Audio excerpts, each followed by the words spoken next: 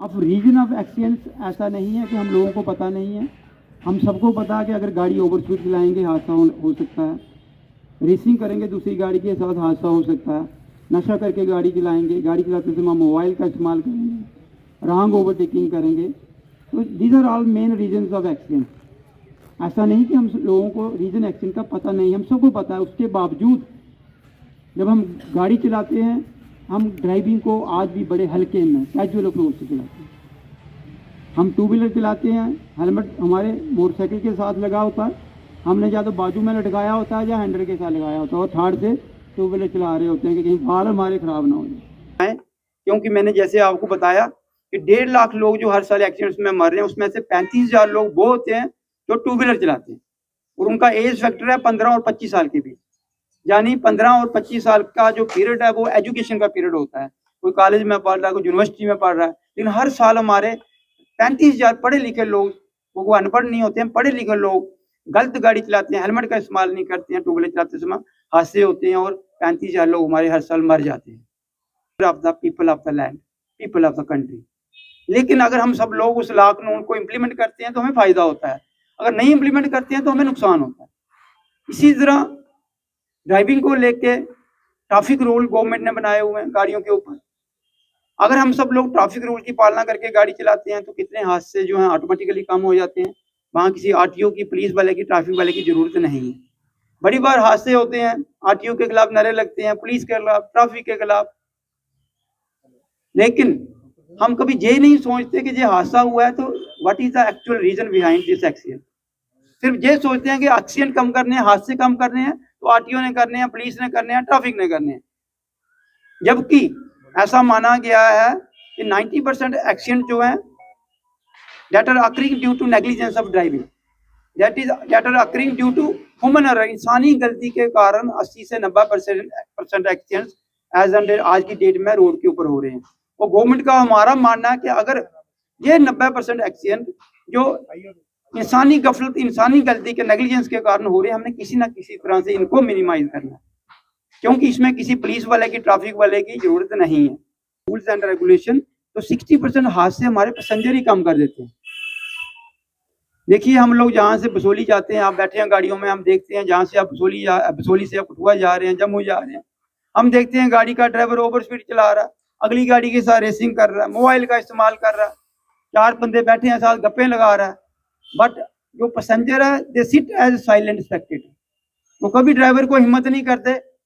देखते हैं कि गाड़ी गलत चला रहा है, उसके बावजूद कभी ड्राइवर को नहीं रोकते हैं। वो नतीजा क्या होता है, वही गाड़ी 10-20 किलोमीटर आगे जाती है, हादसा होता है और 10-20 लोग मर जाते हैं। बाद में हम लोग पछताते हैं, काश इस ड्राइवर को रोका होता तो ये हादसा टल जाता।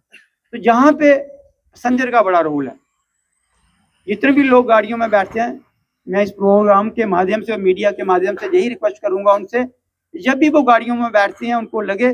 गाड़ी का ड्राइवर गलत गाड़ी चला रहा है जिससे हादसा हो सकता है, हादसे का वेट मत करें, इमीडिएटली इंटरवीन करें, ड्राइवर को रिक्वेस्ट करें। अगर ड्राइवर मोबाइल का इस्तेमाल कर रहा है उसको रिक्वेस्ट करें, भाई साहब 2 मिनट गाड़ी रोक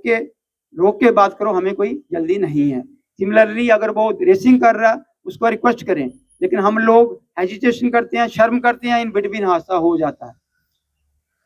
देखिए, हमारी हिंदू फिलॉसफी के मुताबिक और सब धर्मों की फिलॉसफी के मुताबिक कहते हैं जो इंसानी जीवन बड़ा कीमती है। 80 लाख जोनियां भुगतने के बाद हमें जो मानव का शरीर मिलता है, और हम 2 मिनट की लापरवाही में खुद भी मर जाते हैं और हजारों लोगों को रुवा देते हैं एक्सीडेंट की वजह। खास करके यहाँ ड्राइवर लोग बैठे हैं, इनकी बड़ी जिम्मेवारी है, अपने प्रोफेशन को कभी हल्के में मत लें।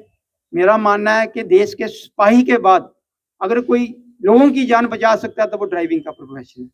क्योंकि एक बस के ड्राइवर में साल का 1-1.5 लाख बंदा सफर करता है। अगर पूरी साल का ऑब्जर्व करें तो अगर वो सेफ ड्राइविंग करता है तो लाख जो लोगों की जान को बचा सकता है।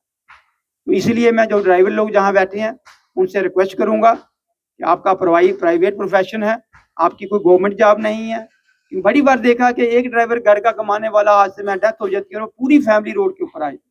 उनकी फैमिली को 2 टाइम का खाना नसीब नहीं होता, बच्चों को ऐसी एजुकेशन नहीं होती है। तो इसलिए मैं ड्राइवर लोगों से रिक्वेस्ट करूंगा कि जो भी वो 10-15 हज़ार जितना भी पैसा कमाते हैं नशे के ऊपर मत लगाएं, क्योंकि बहुत से ड्राइवर हमारे 60% से ज़्यादा जो ड्राइवर हैं हमारे वो नशे में